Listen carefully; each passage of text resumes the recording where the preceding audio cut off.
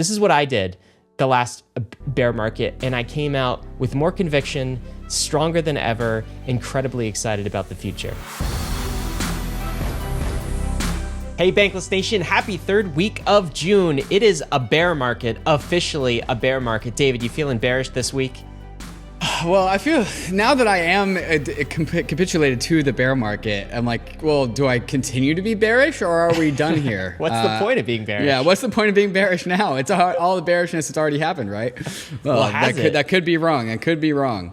Yeah, we'll have to get into that. And you're in your new setup in New York, the first roll-up I think we've done in New York. And you've got like a bear market vibes with the big brick wall behind you. Is this your new place? I feel Are like we always going to have this brick? Bear market jail is like, yeah, I'm bear market jail time. Yeah, I was overly bullish. I got punished for being a perma bear. Now I'm in the bear market perma bull. So now I'm in a bear market prison jail. Yeah, exactly. That's exactly right. Sorry, man. Well, we got a lot to talk about this week. So I hope Bankless listeners have their morning coffee. It's Friday morning. Bankless ain't stopping in the bear market. Every Friday, this is going to come at you.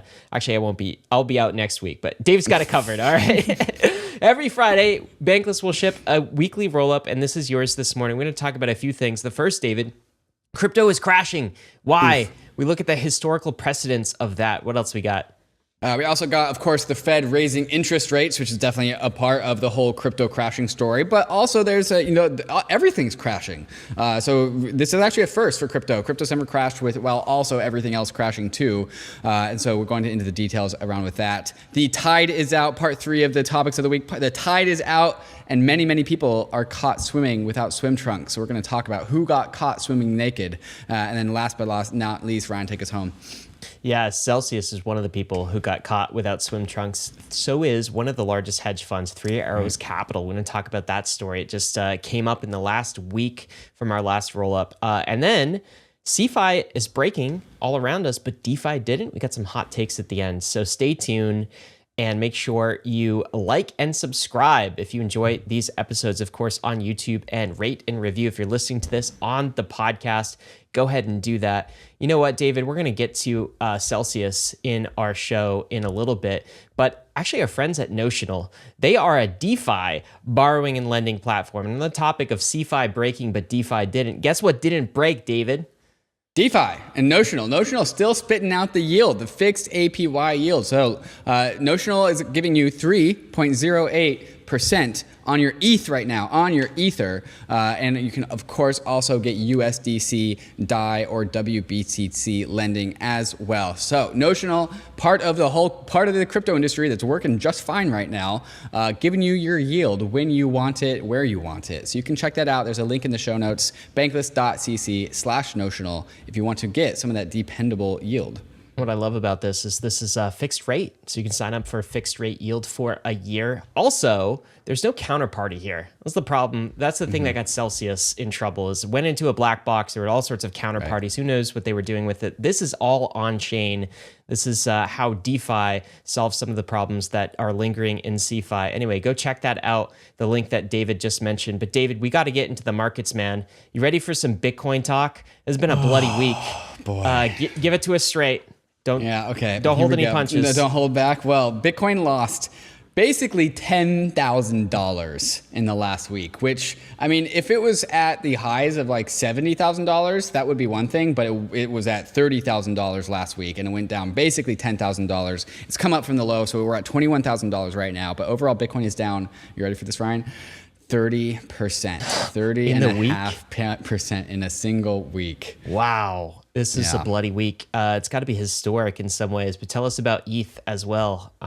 Ether, another oof week, of course. I think that, to state the obvious, started the week at $1,800. We are currently at $1,100. So lost $700, down 38%. Oof. Can we talk about the lows here? So how low did Ether get? Did it get into triple digits? Not yet, right? But close. In DeFi markets, it actually did wick down on Uniswap below $1,000. So in DeFi, it very, very briefly got wicked down, but it got bought right back up. So I don't really count it. It's more of an anomaly. I would call the official low at about $1,020. Of note, though, that is lower, much lower than the all-time high of the last bull market. So the all-time high of the last bull market was 14,000 something, 1420, 1430, 1440, something like that. And we are below the last all-time high. So this is, which is unprecedented. Uncharted. Yeah, unprecedented. Of course, Ethereum's only had one cycle. So like one big bearish Well, it's cycle. got two now. This is the second. Bitcoin, did it drop below its last high? Like just about. I mean, yeah, it's basically there. Basically there. So its low is 20,166 on this chart.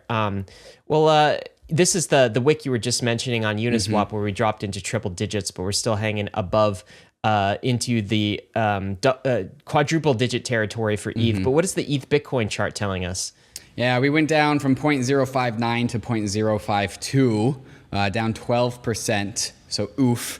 And I'm going to chalk this up to a number of different reasons, mainly ETH being collateral in DeFi and overall collateral across crypto. So that collateral, when we have liquidation events, that collateral gets sold off heavily.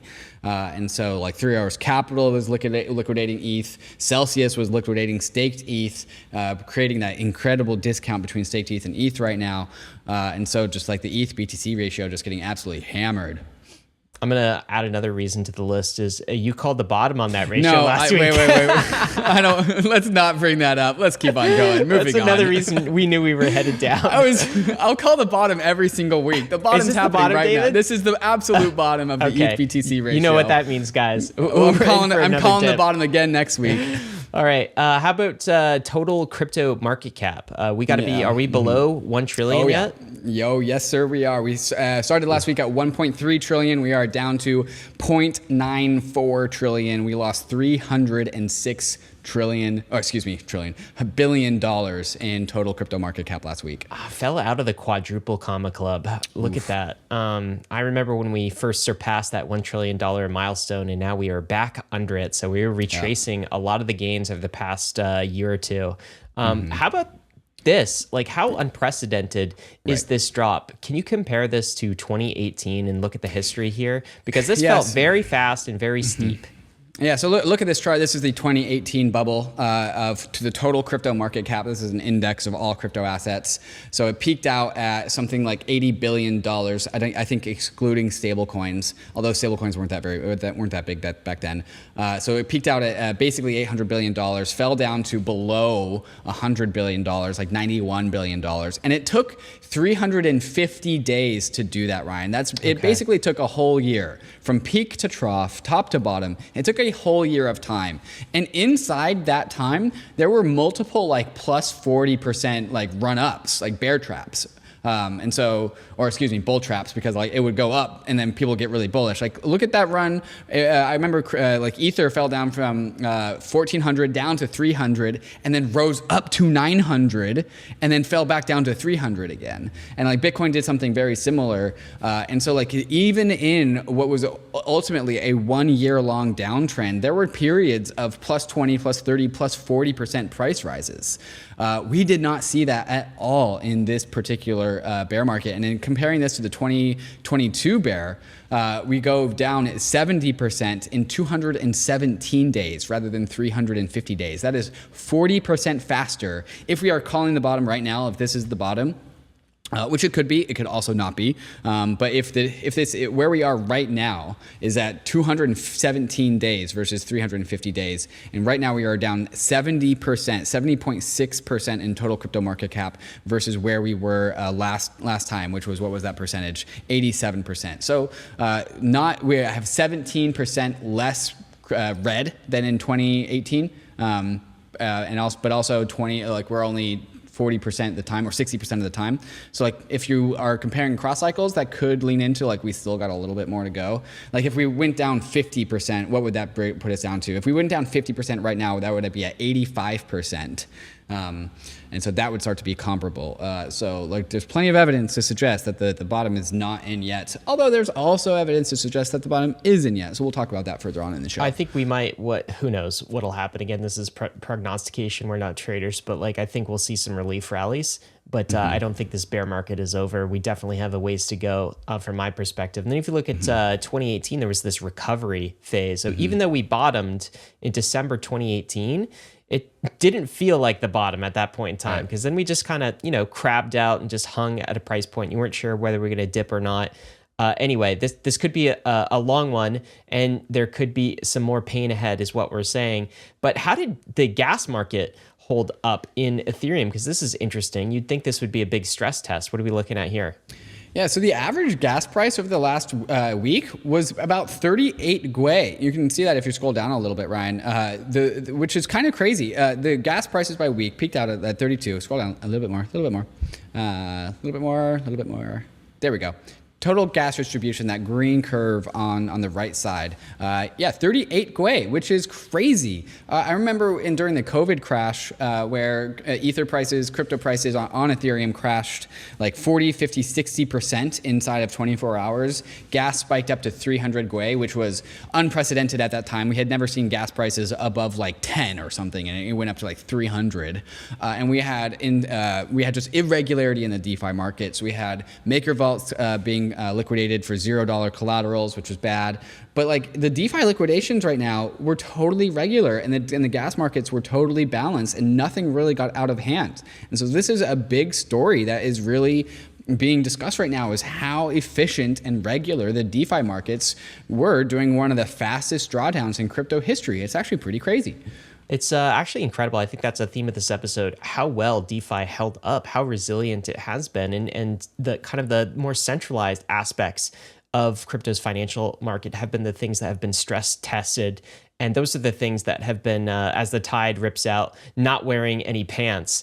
But David, let's get to kind of like, how are people feeling? Because there's a lot of pain in the market right now, and especially for first cyclers who maybe come in the last year or 18 months or so. They're not used to this level of pain. I mean, they've been born into a world that's been basically up only, and I've seen a lot of pain type tweets on Twitter. I mean, people very worried about the future of crypto, wondering if it's all over. I know we talked about this in our bear market, special edition bear market episode that we did on Tuesday, but how do you feel like the community's hanging in there, and like, how are you doing with things? I'm generally a pretty zen, stoic individual, so if I really need to kind of like dive deep to figure out like my emotional state. I do have fear and this is very related to the Federal Reserve, the United States economy, and just the fiat ecosystems at large. And so while like crypto seems like the prices and fundamentals are always incongruent, fundamentals of the crypto industry are better than ever, and they only continue to get better. And that's proven out in the regularity of the DeFi markets while we had liquidations in CeFi. CeFi broke, DeFi didn't, and that's proving its use case, proving its legitimacy. But it's going to take a while for that to settle in. And meanwhile, like, the job of the Fed is to control inflation and not send us into a recession. And I feel like we are already committed to a recession, which is one thing. Like, we've been through recessions before. Many of us lived through the 2008 crisis. Even though I was just a kid, I still felt it. I do have fear of an actual like depression. Wow. Yeah. And I don't know if this is just because I read a lot of like Ray Dalio, and we've seen what happens to other fiat economies when they lose their legitimacy. Like the Fed is losing trust. They're whiplashing the world around. We also have the war in Ukraine, so like gas prices are up, and they're not going to respond to interest rates because that's a different part of the world's economic system. Food prices are up, and they're only going to get worse as far as I can tell. I'm not an expert. I only see the information that I see on like Twitter, and like, while I do think that I know where to look, doesn't mean that that things can change. I don't know, but like, I think I'm worried that food prices continue to go up, and that continues to do harm to the American economy and to the global economy. Inflation can't really get under control because it's like 50% of inflation is energy, and energy you can't control with inflation rates. And so like, I'm conflicted in that, like, wow, there's so many cool things in DeFi, but like it doesn't really matter if like the world burns down. And so I do have that fear. Yeah, I get that fear, and I think that's a fear a lot of people are thinking about right now. One thought I have for listeners is if you want a take from somebody who's in macro and also studies crypto, go listen to our episode earlier this week from Jim Bianco. Jim shares some of the concern that you just stated, but he doesn't think we're headed for a depression. He thinks we're already in a recession, but he talks about kind of the way out. We're going to be talking about a little bit more of the way out as we get into the Fed section. One thing that's helped me through these times, because, been through bear markets before, as have you, David, and I'm wondering if this could help some of the Bankless listeners, is all of you guys are probably going through like the 5 stages of grief here, right? Like you got the denial phase, you've got the anger phase, bargaining, depression, acceptance is the last phase. And you probably oscillate between some of these early phases, like back and forth in a given day. Like sometimes you're denying it, sometimes you're angry, sometimes you're like, well, it's not so bad. And then sometimes you're just straight out depressed. One thing I think we can help you with is getting to that end stage, which is the acceptance stage. And that's the stage you want to be in if you're going to get productive again. To get to that stage, you have to accept some hard truths. And I think one of those hard truths is you mentioned earlier, David, you're fully ready to capitulate, and we're in a full-on bear market right now. That's getting to the acceptance phase. And I just want to say this out loud for people. We are in a bear market right now. Things will get worse before they get better. This will take a while. Okay? Hear us when we're saying this. We are in a bear market. Things will get worse for a while, and it could take a while. Now, once you've accepted that, then you can get to a phase where you can be productive again. And one of the decisions you have to make if you accept that truth and that reality is, what do I do? What do I do with my crypto portfolio? And you have kind of 3 options ahead of you. Number 1, you just sell it and leave crypto. My conviction's gone. If we're entering sort of a very sad global state, I'm better off with like food and supplies and shelter and gold. I don't know what you're going to do with your money, but maybe something else. Maybe that's an option for you, right?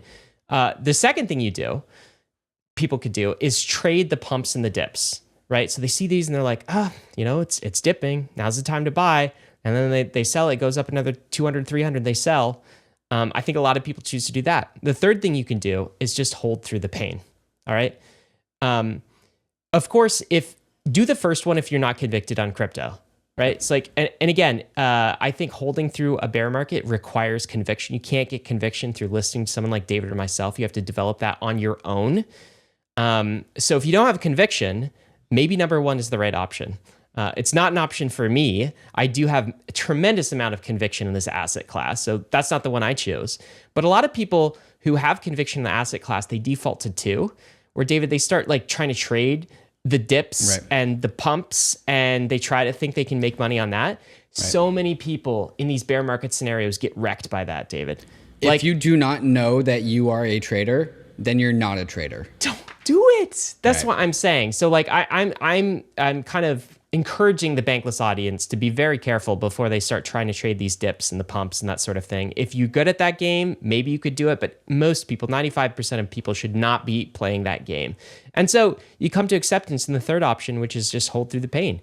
Just hold through the pain. You have conviction. And if you decide to hold through the pain, there's some things you can do for your mental health right now. Okay? Right. One of the things you can do is delete your price apps for a bit. All right? Stop checking daily, hourly, every 10 minutes, every 5 minutes. Stop doing that. That is not good for your dopamine levels.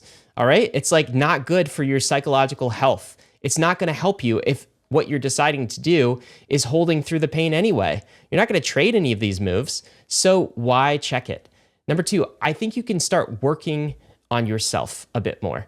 And maybe this means hitting the gym. Maybe this means reading some books that you have on economics, on philosophy, on history. Maybe this means learning to code. There's so many disparate skills that crypto requires to be really good. And you can draw these out and you can start learning them during the bear market. The third thing is you can go build something. David, you mentioned, you and I started a podcast and a newsletter, the last bear market. Maybe art NFT scene is going to come back. It's going to boom again. Maybe learn to code, maybe get into a community.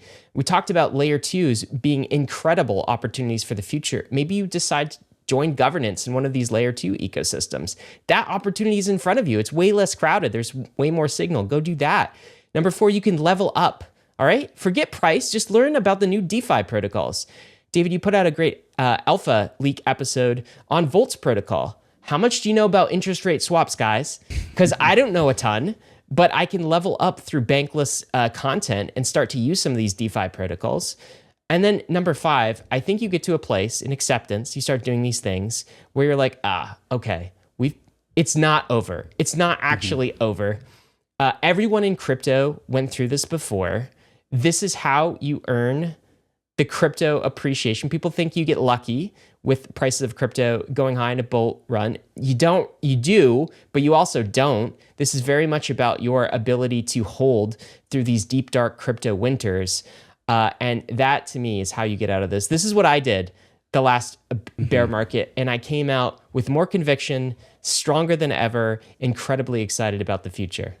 No, I think those are some fantastic bits of advice, Ryan. And just to add on more clarity and color to that, my mental health is actually bad in bull markets.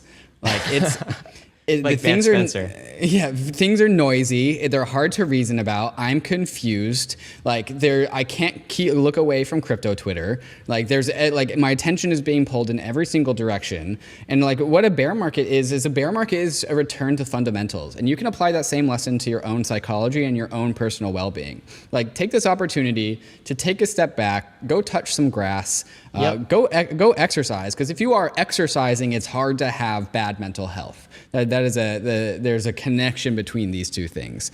And then just zoom out and think about not the forced 1 to 4 week time frame perspectives of the bull market, but the 1 to 4 year perspectives of the bear market. And that is how you maintain your sanity. And so just to reiterate what Ryan said, what do you want to get done in the next 1 to 4 years? Do you want to get fit and get out there and see the sunlight and get away from crypto Twitter? Get away from screens. And if you need help gaining conviction about what we're here to do in this space, get educated. Understand why we're going through a bear market. Understand Federal Reserve and monetary policy and the choices that they're doing. Understand the history of fiat currencies and the choices that nations have made to manage those things, to get a long-term perspective and to prepare yourself and your family and your loved ones and your bags for the future. And just so again, zoom out. Get rational, get sober. The bull market's over. We got it's time. The hangover's here. And so as soon as we can skip forward, like you said, into that acceptance phase, we can start to actually plan for the future and rebuild ourselves, our portfolios, and our industry. There you go, guys. I hope that was helpful to some of you listening who are feeling the pain right now. That's how David and I get through it and cope, and how many crypto investors do as well. Many of the OGs that you hear about in crypto. The people that stick around do these things. Yeah, absolutely. Let's get to the Fed. All right. Okay. What are they doing this week? We're still on markets. That segue was important for our mental health, David, but let's talk about the traditional economy numbers. What's up first? Yeah, so this is the DXY, the DXY, which is a dollar index, which is comparing the value of the dollar compared to a basket of currencies. It's at all-time highs. Well, not all-time highs. It's at a high since 2002, basically. And so all-time highs for as long as I've been paying attention to money. And so what this means is that people are really demanding the dollar. And this is what happens when interest rates go up for the world reserve currency. They are making the dollar more scarce. They're making people with outstanding loans from the Federal Reserve pay back those loans at faster rates. Therefore, people need to get their hands on more dollars, so they're selling more assets. The DXY at all-time highs, so these are just correlated.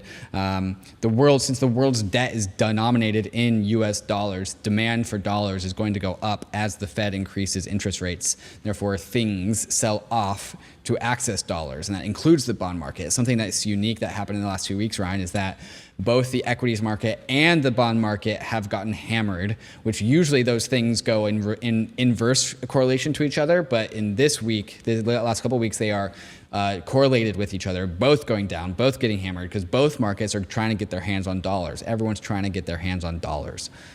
It's funny that with inflation so high, the dollar goes up, but that's exactly what happens when people are panicking and uncertain. Also, we could take a look at the gas markets. I'm not talking about Ethereum gas. I'm talking about traditional gas that you used to fill your tank with. And we are at highs as well. So above $5 is the US national average per gallon. Part of this, of course, is COVID, right? Lack of oil refineries and processing in the US. A big part of this, of course, is the war in Ukraine. There's lots of issues, and this is one of the issues the Fed can't really fix. It can't print more gasoline, can't print more barrels of oil, and it looks in the future like it's going to continue to rise. As long as we're looking at numbers, David, what is the third number that we have here? Yeah, this is, of course, the CPI, the metric that really kicked off the last 40% downwards price action. Consumer prices up 8.6% year over year on ending May 2022. And so while people, and this is why crypto prices went down so violently, and equities too, people were hoping, praying that inflation had peaked in April. And so we were going to see the CPI numbers in May be lower, hopefully in the 7, ideally in the 6 range. Like the low 8s would have been just like meh, okay, fine. But it was 8.6, which was a decent amount of inflation above what expectations were. And so this goes from the last holdouts who thought that inflation was transitory capitulated. And so the entire market reorganized itself to go from transitory inflation to long-term inflation plans. And so assuming that the Fed is going to raise interest rates faster than expected, that faster than the market had accounted for. And so that's why crypto prices and all prices are down bad. I do think 8.6% is actually a lower limit of that too. There's an interesting website that rolled out recently called Trueflation, which tries to predict a better non-government inflation rate, and that was tracking. Website's not loading right now, but it's bad when the 10%. Private market comes up with its own inflation numbers because you can't trust the government. This is classic end of stage fiat cycle things when the government says, "Oh, inflation, it's only this percent," and then meanwhile the market understands it to be way higher. Yeah, I found Trueflation really interesting. So they're saying annual inflation is about 10.8%, so already double digits. And if you look at things like housing, for instance, like housing is 12.3%, and go to energy. Do you see that anywhere?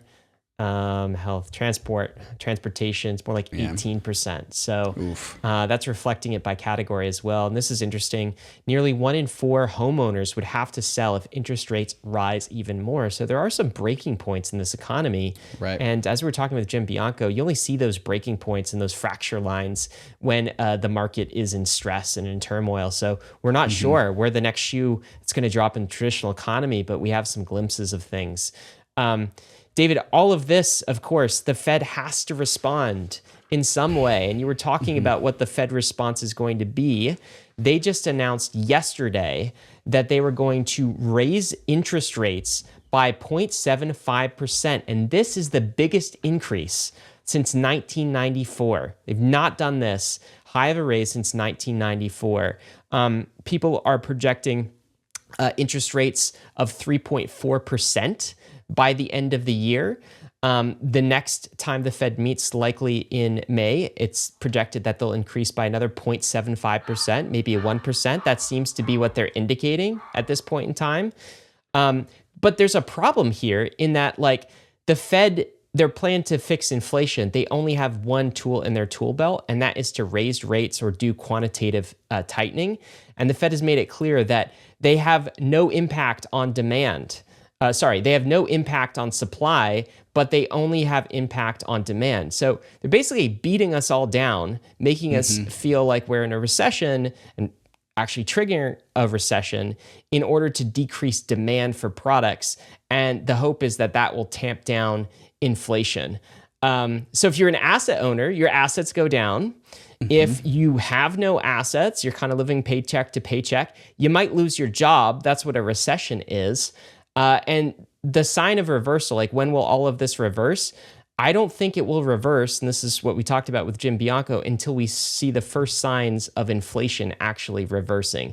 So the beatings will continue until we see inflation maybe drop from that 8% to something closer to 6, 5, 4%. Who knows what the measure will be? Either that will happen, David, or something will break to require them to reverse course. What do you think about this? The way that this bear market ends, the way that we get out of this thing, the way that we all feel better is that the Fed might decide that it has gone too fast, too far, too quickly, and it reverses course. And there are some grumblings about this, some murmurings about this possibility that by the end of the year, the Fed will actually stop raising interest rates because out of fear of the recession it's triggering being too strong.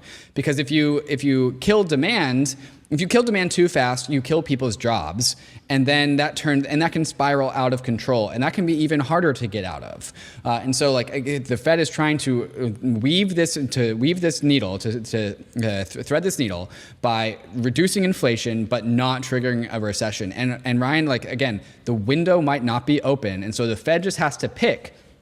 Does it send asset prices through the roof? Because that's what would happen if we all heard that the Fed is going to stop interest rates. Or do we send asset prices to zero because of a depression that we triggered? And it seems to be the likelihood that it's actually one of these things, and there's no middle ground, is the most likely outcome. It's one of these two things, up big or down big. And so there's some murmurings that the Fed is going to just be fearful of just having gone way too far, and it's going to reverse course. And then when we see that, we're going to see markets just pump off the floor. Because yes, it's over, back to the easy money era. They crashed the markets, we're all broke, but at least the markets can go up again. So there are some conversations about this, predictions about this happening. So how do we interpret all of this? This is what people want to know. This is Vance Spencer's interpretation. Some people are saying, hey, this is the end of easy money is era.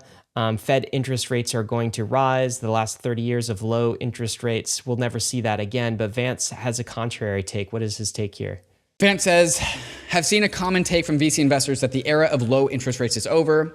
Maybe for a few months, maybe a year. That's probably right. But long term, it doesn't seem like we can put the genie back in the bottle and reverse a 40-year decline in interest rates. And Ryan, as the Fed raises interest rates, if the Fed raises interest rates by 1%, it puts costs on the U.S. government because the U.S. government is in massive debt. The U.S. government has more debt than any of us by a long shot. And so 1% of interest rates turns into hundreds of billions of dollars of monthly fees, payments that the government has to make. And the Federal Reserve is just as insolvent as Three Arrows Capital is. We'll get to that part of the story. But they have debts to pay. And so this is going to the conversation of just at some point they cannot raise interest rates. And it's lower than 5% probably. And so the era of easy money is on the horizon, whether it's in 1 month, 1 year, a few years. It ultimately will return back to an easy money situation just because we're in debt. And that's just that's the paradigm that we live inside of. And we can't break stuff without triggering a depression. And so this is the light at the end of the tunnel. Eventually, everything breaks so far that we have to go back to 0% interest rates. It's just a matter of when.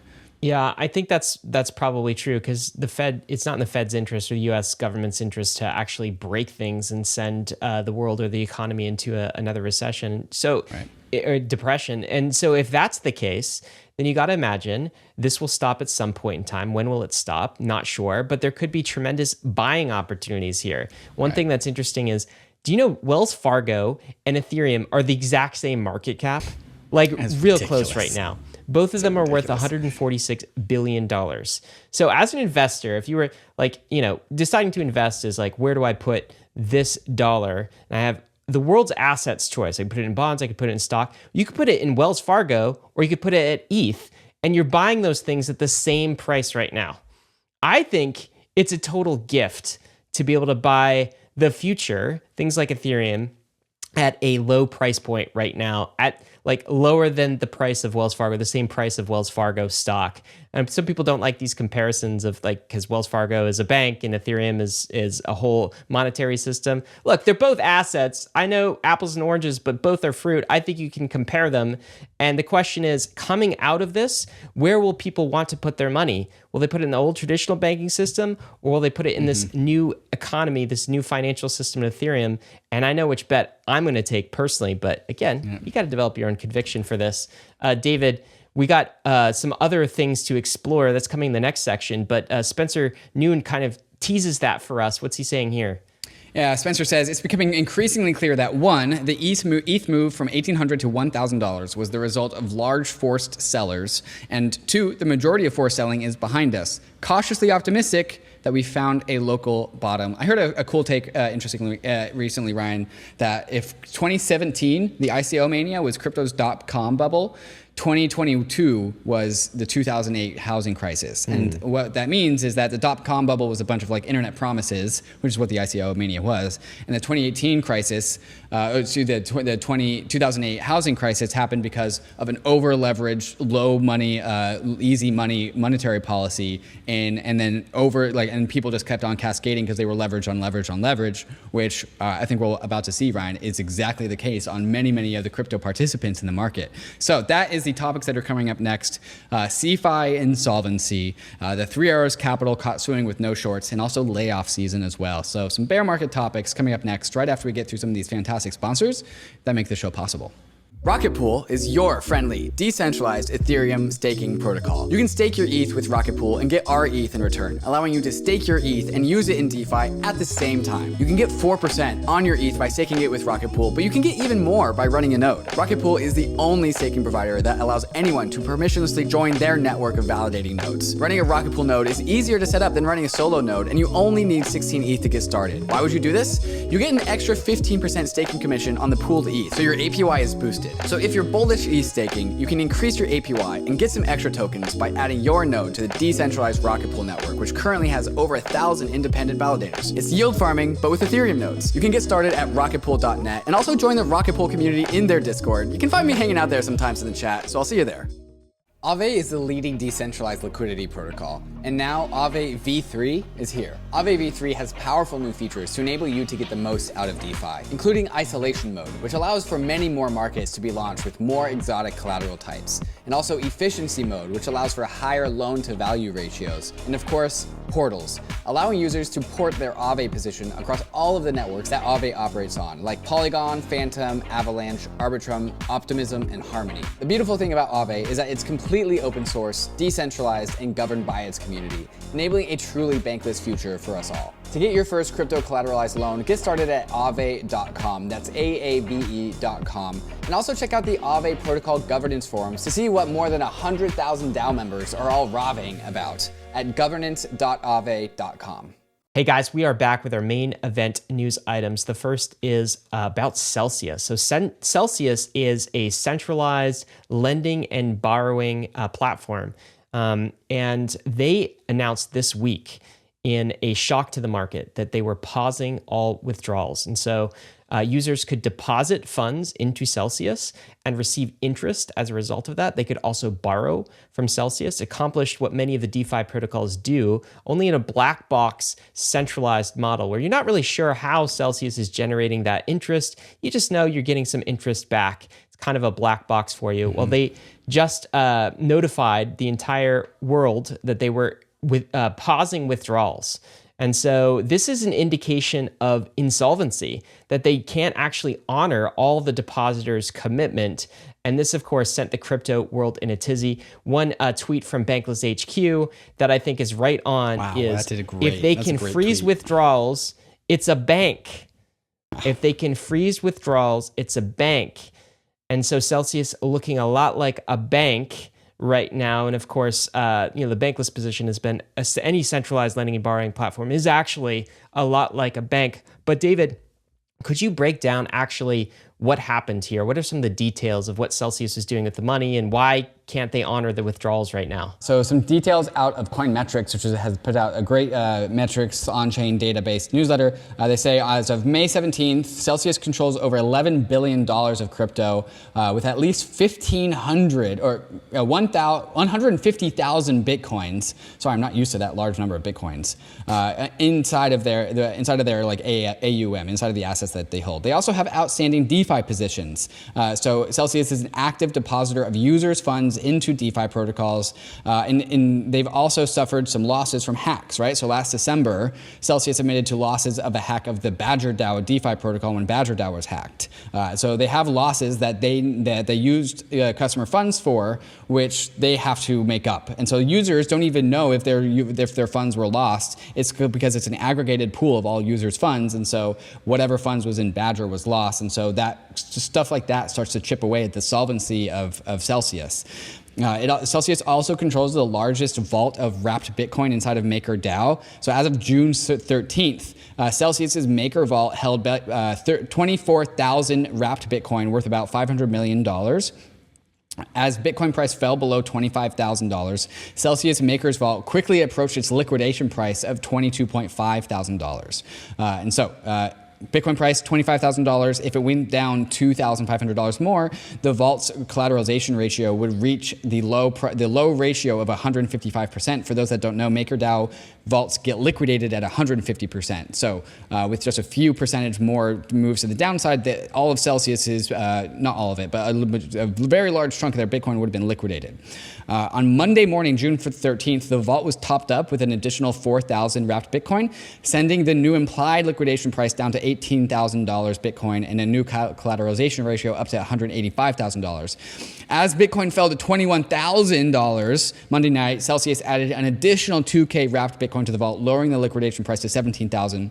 And this is where we are today. The situation remains precarious because if Bitcoin, they can't keep on generating collateral out of thin air. And so as the Bitcoin price gets lower and lower and lower, they aren't paying down their loans, Ryan. They're putting more collateral in there, which is like saying, okay, we took the loss, but I'll just double my bet and put it on black, which is already crazy.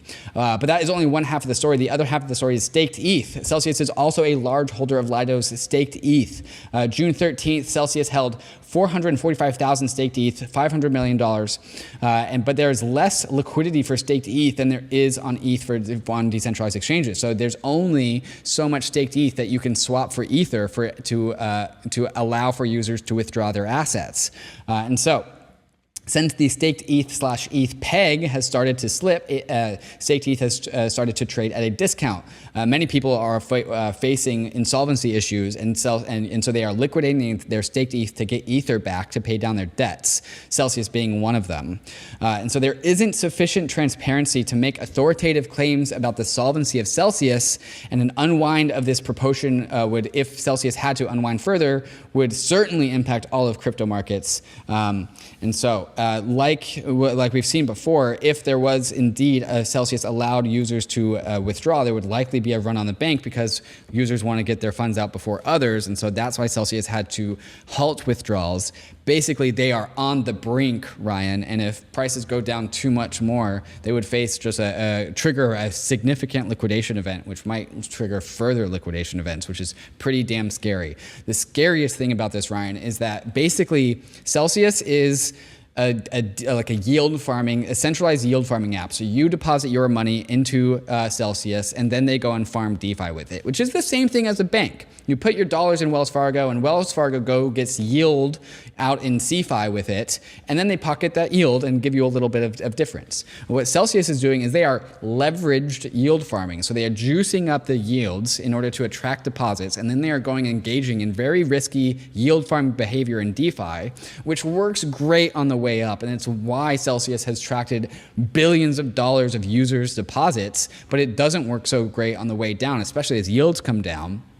But also as they lock up users' deposits inside of things like MakerDAO, and also staked ETH, which is a one-way deposit right now. So they go and they leverage up, they get a ton of yield, and then they lock their positions. And in when prices go down too fast, they just can't unlock their positions to give funds back to their users. If you have money in Celsius, users that currently have money in Celsius, because of the whole staked ETH thing, because they can't withdraw staked ETH until post-merge, and then about 6 months after that, when withdrawals are enabled on the Ethereum chain, they need to wait to get that money back. So there is money there. but like you can't access it. And so they are kind of in a rock and a hard place. And so they had to pause users withdrawals to maintain their solvency, which is kind of crazy. Any Yeah, thoughts on in that, fact, Ryan? they're probably insolvent right now, right? Is the case. They're probably underwater on the depositors' assets. And so basically that's what they're doing. They're generating yield, and you just, park your ETH here, park your USDC here, will generate yield, but they were taking those funds and doing all of these speculative risky things with it in order to generate that yield. Now, I'll note that is actually the opposite of what DeFi does. Now, DeFi does generate yield, but it's fully transparent. It's fully on chain. You can see an audit log of everything that backs an individual position or an asset. You can right click view source. Celsius, it was kind of just like, here, put it in the black box. We'll generate interest. Trust us, please. Trust us. And we all know what trust us, how that ends up going. There were some takes here as well about the way Celsius positioned itself in the market. So bad. And where should I start this, David? Yeah, tweet number 8, it goes, but even worse than the pseudo crypto vibe that is Celsius' dangerous use of meaningless platitudes and strident anti-bank rhetoric. This is a tweet from John Wu out of Aztec that I'm reading. So here's some of the marketing terms that John took from their white paper and website. Banking is broken, unbank yourself, replace Wall Street with Bitcoin, 99% versus 1%. First off, those first 3 things is a complete farce because they're just a bank. They are using DeFi terminology, DeFi like memes, but for their CeFi app. And so like it's disingenuous versus for what is actually going on. Like these are the things that we chant about DeFi. Meanwhile, DeFi, again, highly efficient and highly orderly while all the CeFi is breaking. And then the whole like 99% versus 1% thing is just the populist tactics that we've seen so many times. These are the populist tactics that Do Kwon used to advertise Terra. It's the populist tactics that Danny Sesta used to advertise Wonderland. It's just a consistent red flag across so many things that all ultimately come to break. John from Asset continues saying, worst of all is this in-your-face focus on safety, security, and transparency, and most of all, trust. Military-grade security, withdraw your crypto at any time, keep your crypto safe, next level transparency. Like these are DeFi words, and it's completely the opposite of what is true of Celsius. So they're using DeFi talking points for their CeFi app, which is malicious, disingenuous. And so again, people that do these things, like this is called Icarusing, Ryan, where you fly too close to the sun. It's just a little ridiculous. And then, again, this is the lesson to take away for those that are just unfamiliar with all these tactics that are going around in DeFi and crypto all the time. And even in centralized, this is a truth about the centralized world. John continues, therein lies the problem. The promise of sky-high yields combined with a veneer of legitimacy with regulated on-ramps, premium access for accreditor investors, and regulator logos. This cleared the way for Celsius to pursue truly degenerate trading strategies with investor funds. And again, something that we've seen before, just a few days before pausing withdrawals on Twitter, the CEO, Alex Mashinsky, is attacking Mike Dudas, formerly a CEO of the block. And Mike says, I hope retail can get out of Celsius. I am hearing about accounts being locked. That would be similar to Luna. We shall see. And Alex goes, Mike, do you even know one person who has a problem withdrawing from Celsius? Why spread FUD and misinformation? If you are paid for this, then let everyone know you are picking sides. Otherwise, our job is to fight TradFi together.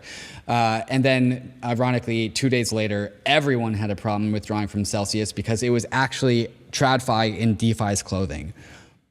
This is the crazy thing, too, is Alex's tweet got like 3 times as much likes as Mike's tweet. It's because you always in these cases have kind of an army of defenders. They're saying, don't pick on Celsius, right? And like, it's very sad for all of kind of the people who deposited into Celsius without actually knowing the risks of doing that.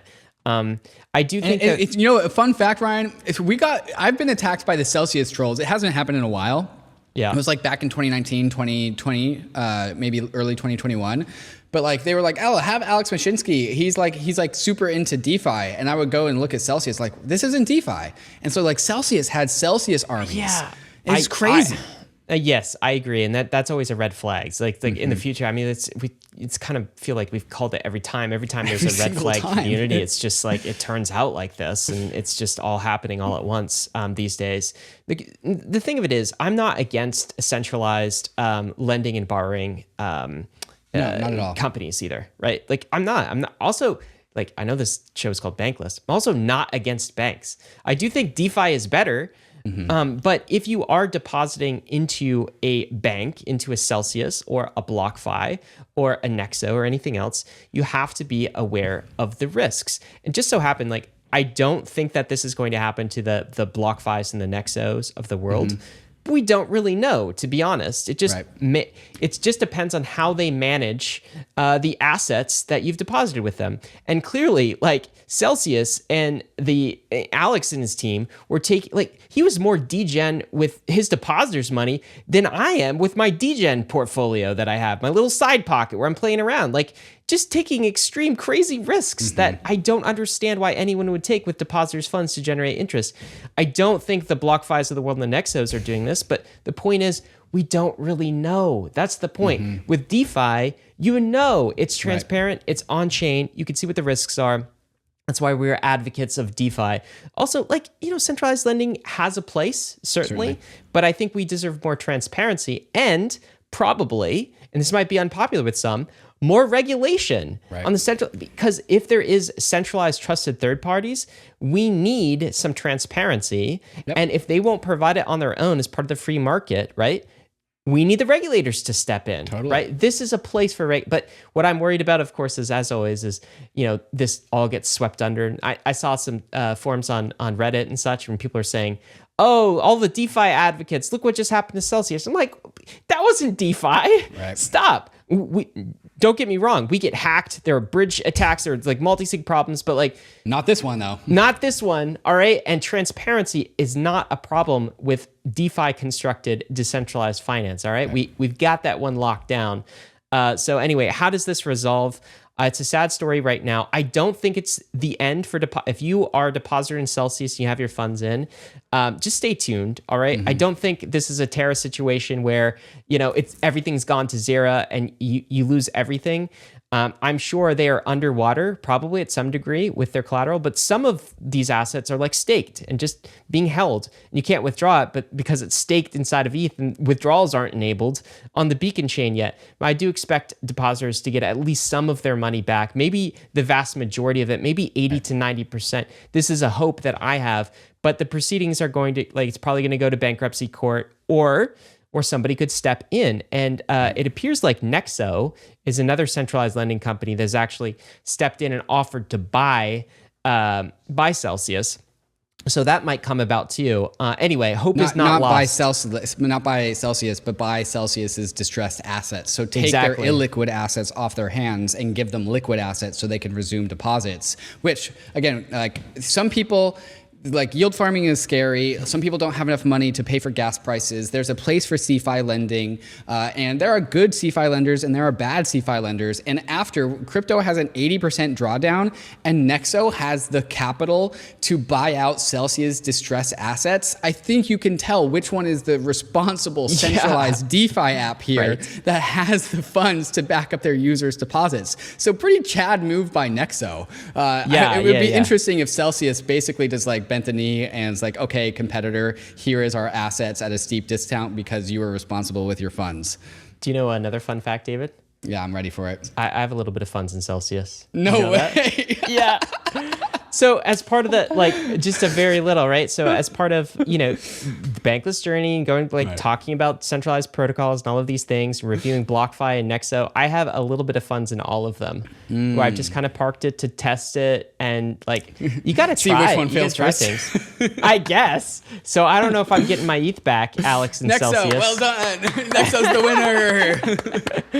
Yeah, it's a little bit, I'm not worried at all about it, but you know, I'm right there with you guys. If you're in Celsius and can't I can't withdraw. wait for the breaking co-founder Bankless, of Bankless. co-founder Bankless has. I also have some funds in BlockFi. Full disclosure, right? It's like it's definitely far more in DeFi, but I'd like to use everything. Someplace that you don't have your funds, Ryan, is with Three Arrows Capital. Also caught because they don't do. Oh, I know that one. Okay, I have nothing in Three Arrows Capital. What happened to them? Yeah, so prominent crypto fund Three Arrows Capital is facing possible insolvency after incurring at least $400 million in liquidations, CoinDesk reports. So a very useful thread got put together by Danny 8 BTC. So we're going to go through that thread because Ryan, I did not have Three Arrows Capital insolvency on my bear market bingo card. I thought they were extremely capitalized. Well, for people who don't know who Three Arrows Capital is, okay, these are like the legend, like these are like the Chads, like Chad of legends, the bull market, right? This is the biggest fund held in the highest esteem, like the biggest whales on the planet, not necessarily moving the like most high money. Respect. Like by depends everyone. who you talk to. It depends who you talk to. Not in kind of the settler builder holder class, but definitely among the traders. Yeah, they're big traders. Traders think they're Chads, and the long-term people kind of are frustrated by their constant rotations. Exactly. So that's the context. These guys are a big deal.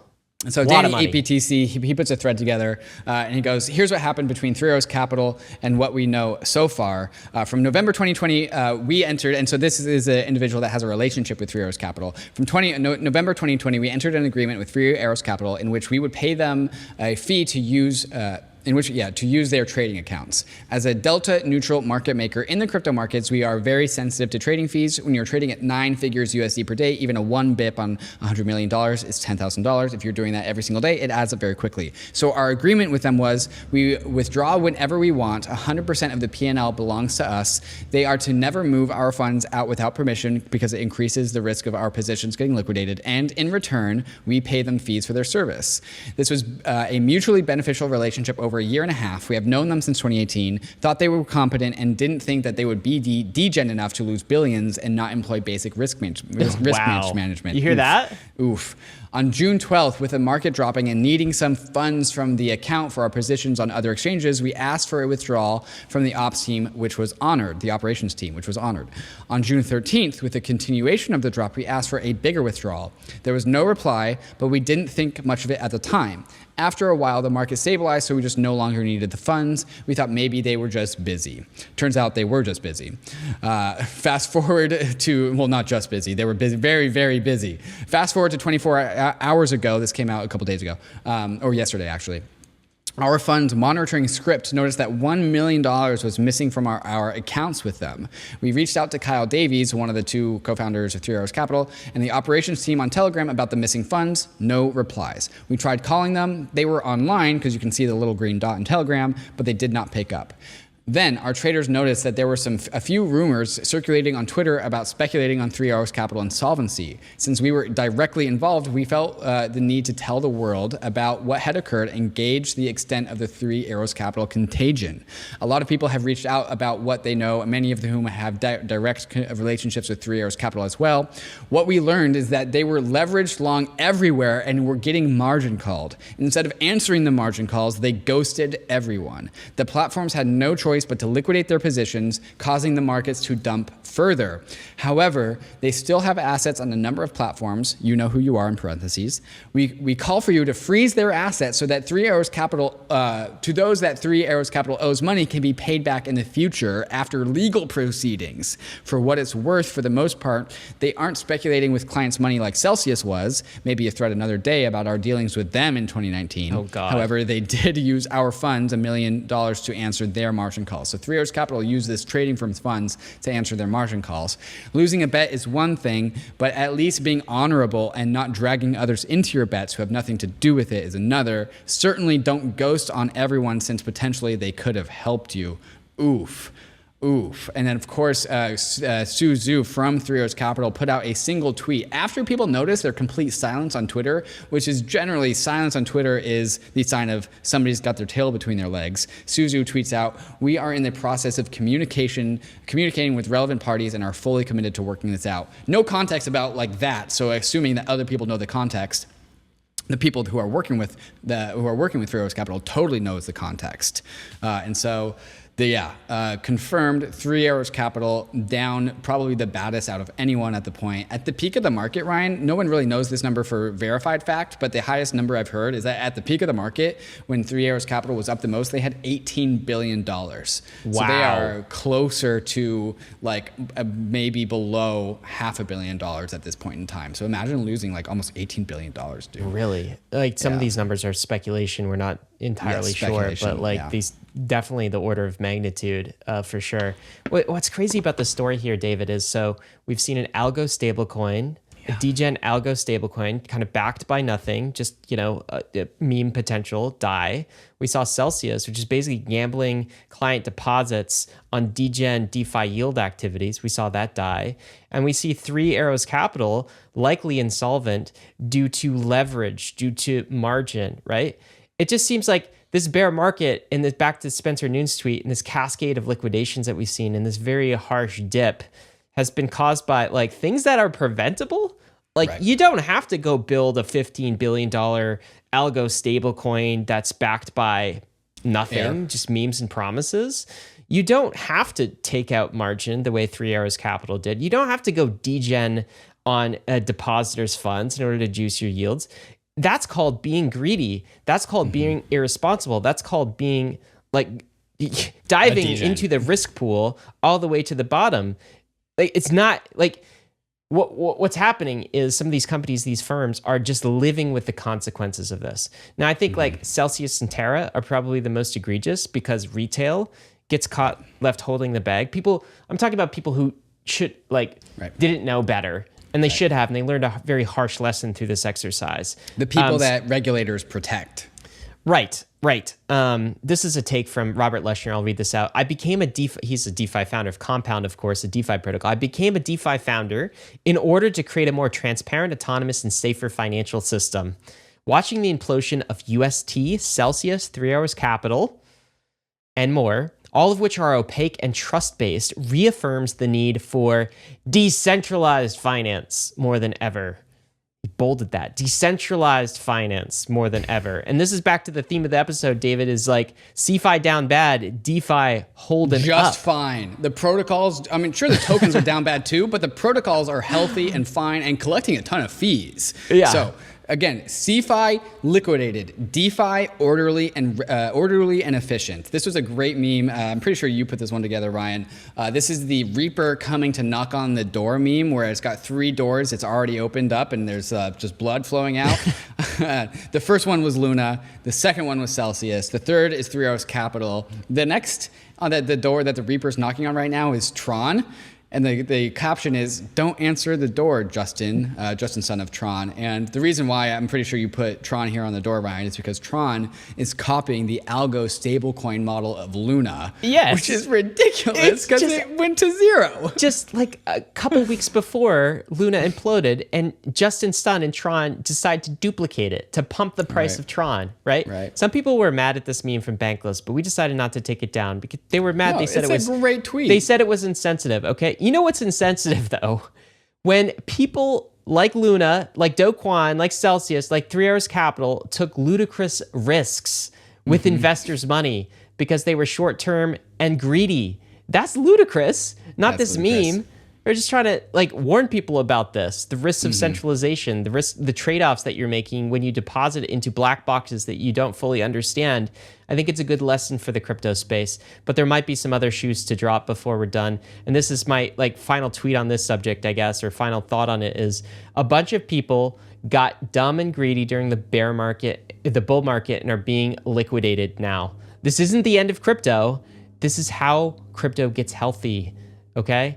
That's exactly right. This is what interest rates do. They burn the brush so that we can rebuild. So Terra was never going to be long-term sustainable. It collapses the first moment that interest rates go up. 3 Arrows Capital, levered to the absolute tits, was never going to work. Sorry for the word. Was never going to work with high interest rates. All the people that are getting liquidated because of high interest rates, we are returning to fundamentals. This is what bear markets do. We go back to the fundamentals, we go back down to the basement, and we rebuild the foundation stronger and stronger and stronger every single time. There we go. There we go. Guys, we're going to burn through this too. There have been some layoffs in crypto. That's our third story. Let's talk about a few. Coinbase, they laid off 18%. That's a fifth of their staff. Crypto.com, 5% of their workforce, another centralized exchange. BlockFi cutting 20%. That's another big move. And then in the midst of this, here's CZ from Binance, another crypto bank, let me remind you, but one that is in a pretty cash strong position, I say. CZ tweets this out. It was not easy saying no to the Super Bowl ad, stadium naming rights, large sponsored deals a few months ago, but we did, flexing on the other centralized exchanges. And he's saying, today we are hiring 2,000 open positions for Binance. So you know the funny story about this tweet, Ryan? What? Is it this image? Good job, CC. I'll give you your praise for being responsible and opening position. Wait, responsible? We don't know that, but like he's got some money. We know got that. Some money. Yeah. And so like for the podcast listeners, there's this photo of CZ in a blue button-up shirt, reaching out his hand to shake your hand with a tag. We're hiring. I want to work there. It looks very much like a stock photo. Blurry background, very corporate. Like you definitely know this. This is in Binance's offices, and so like people are like, "What's up with this photo, dude?" I think Mooney commented like, "What happens if I shake that hand?" Just because it's like, do you really want to shake that hand? And then Kobe on Twitter, he finds the stock photo of this other guy who is not CZ, it's actually a stock photo. And so what they did is they just took a picture of CZ's face and photoshopped it onto a stock photo. This is amazing. Absolutely nuts. Oh my God. I love crypto. Anyways. Was this intentional? I don't know, man. It's just had to... It's good Photoshop work. Yeah, anyways, it's fantastic. So yeah, big layoffs in the crypto space. But I will remind people that these are the old institutions, old like crypto institutions. Coinbase has been around for a while. Crypto.com has been around for a while. BlockFi has been around for a while. They have already scaled up bigly. They've already hit their point of saturation of growth. And so when the market turns over, because they were already saturated with growth, that actually does impact their ability to pay employees. The layoffs are only coming from the big institutions that have been around for a while. There are newer startups that have a ton of cash, like we've been saying every single week, and those people are doing just fine. Interesting dichotomy in the crypto space right now. And of course, brings us to job time, because like I said, there are people hiring jobs. And so this is coming at you every single week. If you have a job, if you're hiring in crypto, go to bankless.pallet.com/jobs and post your job, because we're really good at getting people hired. And if you are looking to get hired in crypto and you don't believe me about how many jobs there are, also go to bankless.pallet.com/jobs and look at all the jobs available to you. Or go to the Talent Collective and post your resume so jobs can come hunting for you. The labor market in crypto is hot. And so, yes, some parts of crypto are laying people off. Other parts of crypto are hiring big. Ryan, who's hiring this week? Let me know. There's a lot from Alliance DAO this week, which is a really cool company I've learned much more about recently. They're hiring a CTO at Alliance DAO, also a software engineer, full stack, senior software engineer, full stack, Alliance DAO, two of them, executive assistant, Alliance DAO. That's non-technical. A Solidity engineer, that's very technical, OtterSpace, and a front-end engineer at Abstract Ventures. We've got a founder and CEO. You can hire a founder at Boolean Labs. We've got a Twitter specialist at Bankless. Come make memes for us. Research engineer at Blockchain Capital, a tech lead at Swell Network, Solidity developer, Unlocked, senior product designer, Streams, a whole lot more. Go to bankless.pallet.com/jobs. And also sign up so you get these via email. You don't just have to hear it from David and I yelling at you to get a job in crypto every week. Guys, and just for the record, those are only like the first like 25 to 33% of jobs that we read out on the jobs board. So there's so many more that you do not hear because we don't read that much. Just the tip of the iceberg. That's great. And so like I say, fundamentals are stronger than ever, and you can be a part of building that fundamental base so we can kick off the next bull mania so we can all get liquidated then too. Coming up next in the second half of the show, Jesus. It's already an hour long. Optimism Wintermute hacker update. There's an update there. Some drama. Good news this time. Jack Dorsey releases Web5, skipping right over Web4. Okay. And also Coin Center suing the IRS. So interesting turn of events in many different parts of the crypto industry. We're going to get all to those stories and more right after we talk about some of these fantastic sponsors that make this show possible. There is a brand new staking feature in the Ledger Live app today. We all like staking the assets that we're bullish on, and now you can stake 7 different coins inside the Ledger Live app. Cosmos, Polkadot, Tron, Algorand, Tezos, Solana, and of course Ethereum. With Ledger Live, you can take money from your bank account, buy your most bullish crypto asset, and stake that asset to its network, all inside the Ledger Live app. Through a partnership with Figment, Ledger also lets you choose which validator you want to stake your assets with. And Ledger is running its own validating nodes, offering a convenient way to participate in network validation, and it even comes with slashing insurance. Ledger Live is truly becoming the battle station for the bankless world, so go download Ledger Live. If you have a Ledger already, you probably already have it, and get started securely staking your crypto assets. The Layer 2 era is upon us. Ethereum's Layer 2 ecosystem is growing every day, and we need bridges to be fast and efficient in order to live a Layer 2 life. Across is the fastest, cheapest, and most secure cross-chain bridge. With Across, you don't have to worry about the long wait times or high fees to get your assets to the chain of your choice. Assets are bridged and available for use almost instantaneously. Across bridges are powered by UMA's Optimistic Oracle to securely transfer tokens from Layer 2 back to Ethereum. A token proposal is being deliberated as we speak in the Across forum, where community members will decide on the token distribution. You can have your part of Across's story by joining the Discord and becoming a co-founder and helping to design the fair launch of Across. If you want to bridge your assets quickly and securely, go to across.to to bridge your assets between Ethereum, Optimism, Arbitrum, or Boba networks. And Bankless Nation, we are back. Optimism exploiter returns 90% of stolen tokens. And here's a quote from this article out of the Defiant. Over the past few hours, the address opened a line of communication with Wintermute on chain. That's pretty cool. And 17 million of the 20 million OP tokens have now been returned, said Optimism. The attacker has kept 2 million OP tokens as a bounty. And the 1 million OPs were, by the exploiter, were sent to Vitalik Buterin. And so I'm assuming Vitalik just like sent it to him. Oh, and when the Wintermute Optimism token hacker sent the tokens to Vitalik, he also included a message inside of the transaction. Fun fact, you can actually do that, by the way. Hello, Vitalik. I believe in you. Just want to know your opinion on this. By the way, help to verify the return address, and I will return the remaining after you. I don't know what that means. After you do that. After you, oh, okay. And hello, Wintermute. Sorry, I only have 18 million, and this is what I can return. Stay optimistic. Interesting hacker, I guess. So that was like a forced bounty. It's not like the Optimism team gave him. He just kept 2 million as a bounty. Is that the case? I guess so. I guess the Optimism's like, hey, we will not pursue charges if you just give us most of the stuff back. I don't know. 1 million or 2 million tokens of reward is pretty damn good, I guess. Yeah, you keep 10%. That's the hacker fee, the white hat hacker fee, black hat to white hat. I don't know what that is. I think that's gray. That's gray. Yeah, it's a gray hat. That's pretty black. No, actually. That's pretty black. They that's stole the black. money. They just didn't steal all of it. Yeah, they definitely stole the money. That's crazy. All right, update with the Ethereum difficulty bomb. The difficulty bomb is being delayed for 2 months, and the difficulty bomb is coming at the end of August. What the difficulty bomb is it slows down Ethereum block times. It's been in Ethereum since day one. It's been the pressure, the fire under the butts of Ethereum developers to make sure that proof of stake ultimately gets shipped. It's a part of a ritual to kick this thing back over and over and over again. They are kicking it back one last time for 2 months because we cannot ship the merge fast enough before the difficulty bomb came. So that means that overall a longer wait for the merge. So from but August, at this point, it doesn't really matter because we're in a bear market anyways. August to when? November? Is that when it's going to be it's pushed back to? Yeah, end of November, early October, I think. Yeah. Got it.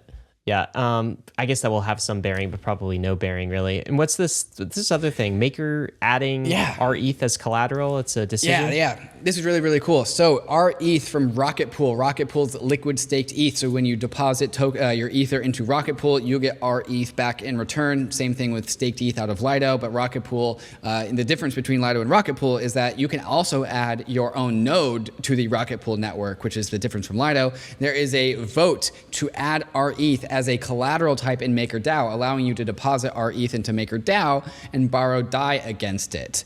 And so I'm a big fan of competition in the staked ETH arena. Lido has a ton of staked ETH, and people are worried about how much supply that they have. And in order to get other staked ETH alternatives, we need integrations into DeFi. And this poll ended literally like 30 minutes ago at the time of recording, midday Thursday. And we have an overwhelming yes, and 40,800 MKRs voting yes, 22,000 MKR tokens voting no. And so our ETH is going to be added as collateral in MakerDAO, probably with a really low collateralization ceiling, as in not that many DAI can be minted against our ETH to start. This is normal. But the idea is that this helps incur our ETH liquidity. And so as a result of this is a liquidity mechanism for our ETH, puts more demand for our ETH, creates more DAI supply for MakerDAO, and ultimately will help our ETH become more liquid. So bullish, Ryan, on the competition between staked ETH derivative tokens. I'm glad we have alternatives, because we need alternatives, because competition is always good for the consumer. Congratulations to Rocket Pool DAO for getting that done. Absolutely. And speaking of competition, it feels like centralized finance, traditional finance is in a competition for talent with DeFi. This is Uniswap Labs announcing that they are welcoming Stacey Cunningham, who is the former president of the New York Stock Exchange, as an advisor to Uniswap Labs. So taking her from TradFi to DeFi, and this is Hayden talking about that hire. It's critical that DeFi learns from both the successes and failures of existing financial systems. Former New York Stock Exchange president Stacey Cunningham's experience and expertise and excitement in the transformative potential of AMMs, part of why I'm so thrilled to welcome her as an advisor to Uniswap Labs. Poaching from the New York Stock Exchange. That's what Uniswap is doing right now. Some people will call this like very corporate though, David. What do you think of that sentiment? They'll be like, oh, we don't need TradFi people. Like, let's leave this in the hands of kind of the geeky crypto nerds who really care about this stuff. What do you think? No, I think there's a case where Stacey Cunningham is a frontier enthusiast. And so she's leaving the non-frontier and she's going off onto the frontier. You can actually see her Twitter account there on the right. She says in her bio, markets enthusiast. And I'm a fan of that sentiment. I'm also a markets enthusiast. So Stacey Cunningham, welcome to the frontier. And thanks for joining us. Absolutely. We're going to take more from TradFi before this is all over. Speaking of frontier enthusiasts, Jim Carrey has now minted his first NFT called Sunshower, and he has sold it as well. Speaking of things I did not have on my bingo card. Yeah, Jim Carrey into NFTs. Jim Carrey, of course, the actor. And I don't know, Ace Ventura. This is like some of his favorite, The Mask. Pet Detective, The Mask, right. Yeah, so the classic 90s stuff. And now he's getting Bruce into Almighty. NFT world. I love Bruce Almighty. Speaking of the NFT world, David, how's the NFT world doing? Like from a markets perspective, like Bored Apes, CryptoPunks, we got to be down too. I haven't even looked at the JPEG prices because I've been consumed by other things. What's that looking like? Yeah, I saw a report from the Defiant that I thought was pretty useful that reported some numbers of common NFTs market. So Bored Ape Yacht Club down 14% to 76 ETH. CryptoPunks up 3% to 48 ETH. And that is the only NFT project that's up this week. Other Deeds down 35% to 2 ETH. Moonbirds down 30% to 15.5 ETH. Clone X down 34% to 8.2 ETH. Azuki down 20% to 9.4 That's ETH. just this week, right? Yeah, that's a very recently, yeah. And so this definitely lends itself to the argument that NFTs are leveraged ETH, if you believe that. But also CryptoPunks, returning to fundamentals, right? Right, guys? Right, guys? Do you think that that's true? NFTs are just leveraged ETH? I guess it depends on the NFT, doesn't it? I definitely think so. My jury is still out for that, but this is something that Eric Connor chants, and I'm waiting to be convicted on that more. I think you could make that case for something like Nouns that has like actual ETH backing in its treasury. Maybe that makes more sense. But like I know a lot of people who've mentioned to me that they're waiting for some generational lows to go buy some of these OG blue chip NFTs, like a CryptoPunk, when the time is right. But I always wonder about them. I'm going to go check back, because you say that now, but when you are in the depth of the bear market and these NFTs are trading super low, will you have the guts to make those purchases at that point in time? Because that's where I always falter, because I'm like, it's just a JPEG. What do you think? It's when Bitcoin had its first price run up and then crash. Imagine being in the first Bitcoin bull run and then the first Bitcoin crash. There is no precedent for Bitcoin ever coming back. And so the people that bought the first Bitcoin crash down to I don't know what it was, $100, they had to have just brains of steel. right? Because there's no guarantees that these things come back. And the NFTs are the same. There's no precedent for these NFTs ever coming back in price. Right. Are NFTs part of the future, or are they just a part of 2021? Or will it be a new TBD. crop of NFTs, right? That's the thing Is that's that what people Freudian are... slip, Mr. Non-NFT? Maybe. Look, I got an NFT right behind me, all right? This dude kneeling. That's an NFT, David. It's not a CryptoPunk. You, by the way, you gonna put your CryptoPunk up somewhere in your new place? Yeah, totally. As soon as I get my hands back on it. Yeah. You don't have your CryptoPunk? No, it's with all my other Oh, stuff. the image of your CryptoPunk. Yeah, Right, the okay, image. of Yeah. course. Oh, I have my CryptoPunk. Of course I you can't- do. It's in your brain I can't hang wallet. my ERC 721 here. All right, All right, leaning into what's next, Jack Dorsey's Bitcoin venture TBD unveils new proposal for decentralized web platform. This caught crypto Twitter by storm and reignited the feud between Jack Dorsey and Andreessen, Mark Andreessen. And so Jack Dorsey releases, along with Square, releases Web5? Web5? Web5. Yeah, so here's That's the the presentation. actual literal name for it, right? That's the Web5, the decentralized web platform, a new evolution of the web that enables decentralized apps and protocols. So like sounding a lot like DeFi, right? So here's the pitch deck. But Web5 came from the math behind Web2 plus Web3 equals Web5. Oh, I see that math. Right. Yeah, the math does check out. Yeah. I ran those numbers myself. But really the TLDR here is Bitcoin plus decentralized identity. And so decentralized identity is a thing that's a conversation outside of crypto. Decentralized identity was a topic of conversation and topic of research and development before crypto was a thing. And many, many companies around the world have worked on decentralized identity. There's an identity consortium, like the identity standards, just like the World Wide Web standards. This is a concept outside of crypto, so it's not native to crypto. However, decentralized identity pairs really, really well with crypto. Our DeFi apps, our NFT orgs, our DAOs are definitely bolstered and enabled in just great fashion by decentralized Would you say identity. this, David? Crypto gives decentralized identity a use case? A huge use case. It's not exclusive to that. Decentralized identity works. It would be great for Web 2 because you can the meme of owning your own data and like charging Mark Zuckerberg for accessing your data, that is the meme of decentralized identity, Ryan, not crypto. Right. And so decentralized identity is useful for Web 2 and individual sovereignty aside from crypto. But when you marry Web 3, Jack Dorsey, with decentralized identity, you get an explosion. Like the Renaissance explosion that Josh Rosenthal leans into, like that's what we're talking about. But I think this is Such true. Cool stuff. I think this is true of the money use case too, right? It's like Bitcoin is cool on its own, but when you have when you have a self-sovereign money inside of a decentralized financial system, then you actually give a use case for that money. And that's what Ethereum is doing. It's giving a use case for Ether. I think that the same is true of decentralized identity. It's just like, where do you use decentralized identity in the real world? I mean, I have a passport, I have a driver's license, I have a Gmail account, I have an email, like I have a Facebook login, whatever. What do I need DID for? Right. Well, you need it in order to do pseudo-anonymous governance in a DAO, in order to actually vote, in order to actually participate in some of these NFT communities. That's where you really need it. You need it in the metaverse, Ryan. You need it in the metaverse requires decentralized identity. Anyway, and this go is on. Why, what's Jack building here? Yeah, so this is why this is in my mind a little bit skeuomorphic. You need smart contracts. You need a variety of tokens. You need metaverse real estate, metaverse land, all the metaverse things, metaverse games, and you need a decentralized identity in there to actually make a self-sovereign metaverse. But Jack is trying to just add an identity layer on top of Bitcoin, and he somehow claims that it's making DeFi, kind of like decentralized finance apps, et cetera, once you add an identity to Bitcoin. I'm confused about that.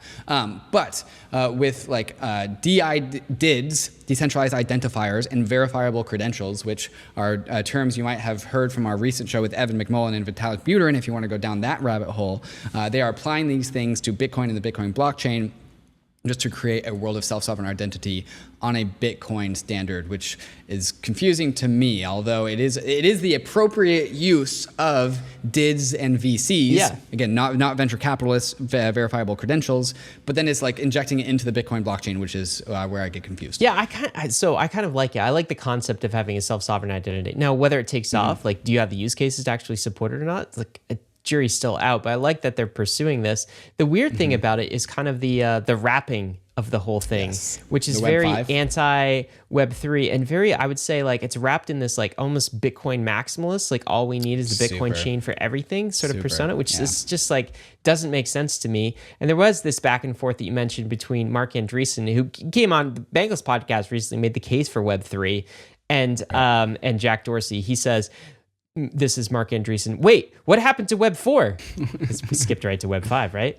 And then Jack says, same thing that happened to Web 3. I don't know what he means by that. He means like it's irrelevant or going to fade to existence or wasn't a thing in the first place, right? Which is, definitely a Bitcoin maxi take. And the thing is, like, people started just making fun of this. Like the joke was not accepted by the like, not even inside of crypto, but outside of crypto. Melissa Chen, she's actually somebody I respect because she reports on China. She's not really a crypto person. She's just like a Chinese markets and commentator, critical of China. And she goes, can we just go skip straight to Web 69? Like, throwing a whole like farce out of the whole like Web. Did you see Snoop Dogg's tweet? No. Oh, he tweeted something about getting ready to launch Web 8. He just tweets this the same day. It got a lot of play. Yeah. So the joke did not land at Jack Dorsey. So swing and a miss on that one. But it's interesting, right? The technology's real. The technology's real, and the joke is bad. I would actually love to have somebody from Web5 or Jack Dorsey on Bankless to explore this a little bit more as we're exploring like decentralized identity and verified credentials. David. Real quick here. Coin Center suing the Treasury plus the IRS. Coin Center, our favorite crypto lobbying firm, filed a lawsuit against the Treasury Department and the IRS, claiming a crypto tax reporting requirement contained in the infamous infrastructure bill is unconstitutional. The lawsuit claims in 2021, the Biden and Congress amended a little-known tax reporting mandate. If the amendment is allowed to go through, it will impose mass surveillance regime on ordinary Americans. The provision in the infrastructure bill regime last summer would require individuals and businesses receiving $10,000 or more in crypto to report that person's date of birth and social security number. So Ryan, if I send you $10,000 of crypto, I have to report your birth date, your name, and your social security number, of which I do not know, to the IRS and the Treasury. How would you feel about if I did that? How would that make you feel? I think that would suck. I think that is like completely needless, right? And do I have to do that if you hand me over $10,000 in cash? And this is very much surveillance state, like unnecessary. So I'm glad somebody is standing up to this, and this is why we need crypto lobbyists.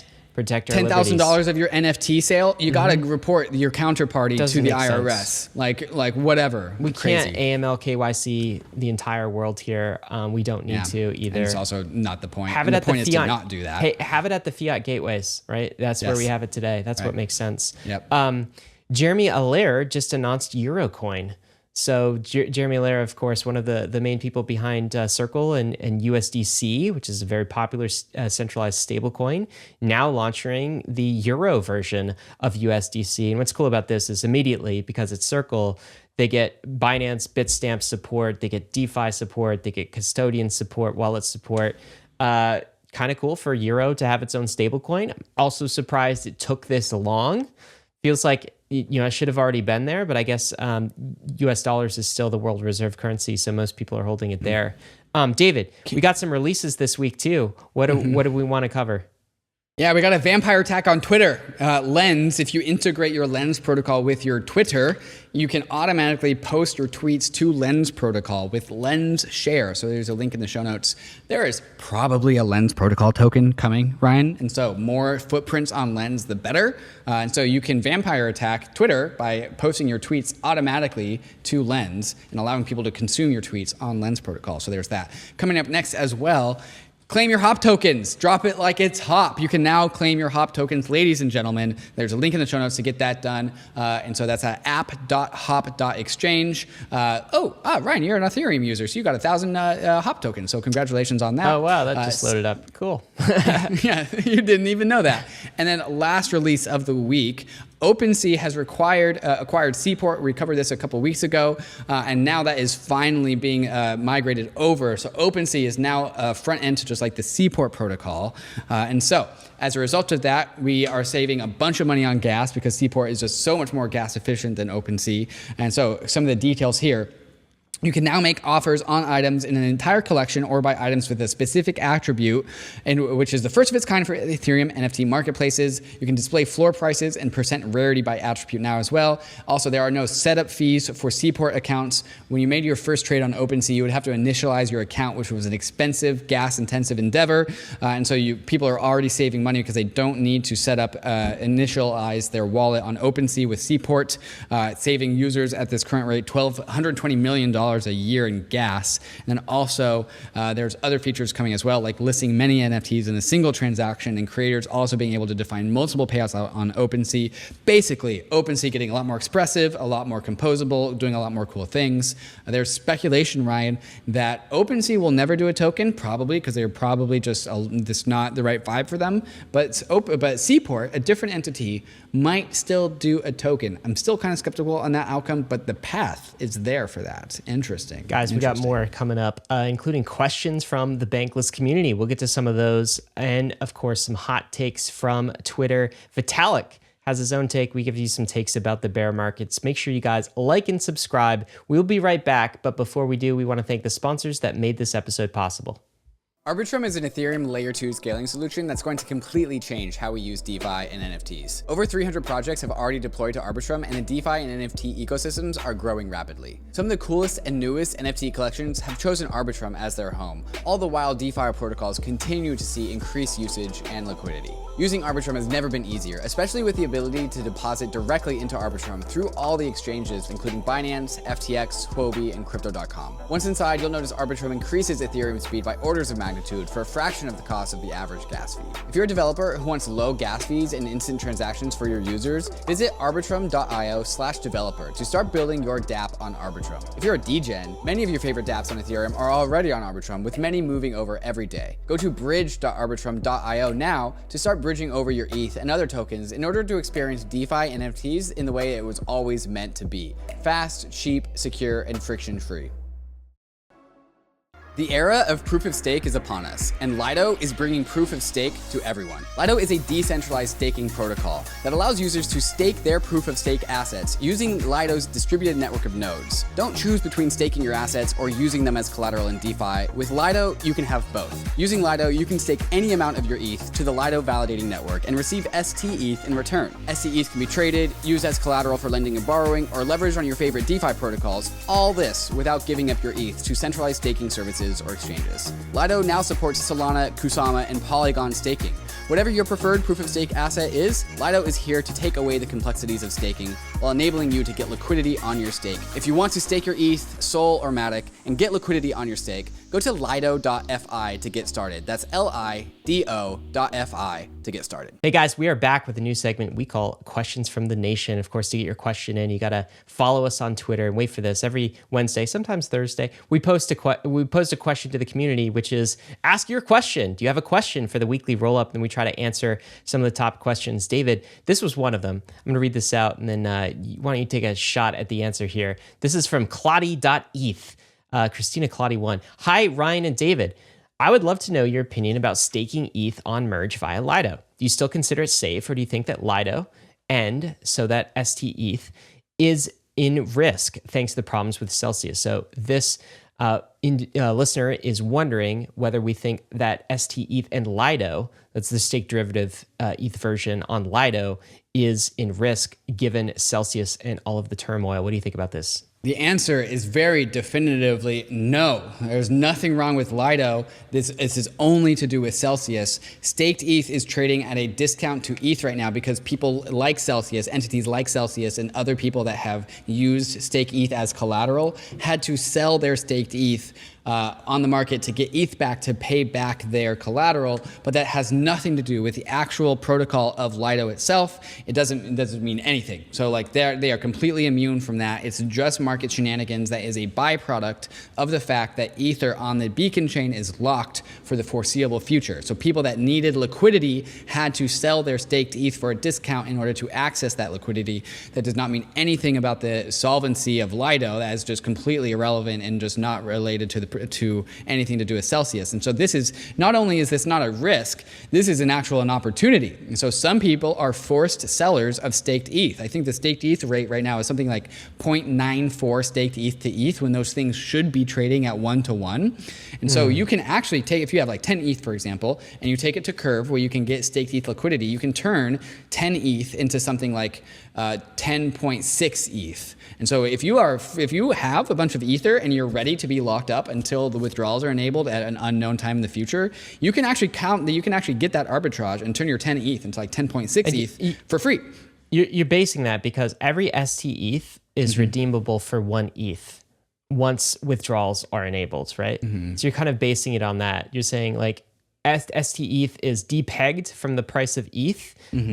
But if you're a long-term holder of ETH and you want staked ETH, you can just buy that and you make maybe like 5% more, 10% more in terms of your ETH holding at the end of this. The only people that are really affected by this stETH depegging are some of the degens, right? So if you have a collateralized loan that's denominated in stETH because you're trying to get leverage on your staked ETH, you might want to check on that. Like that's not a good, but if you're just a Lido depositor, right?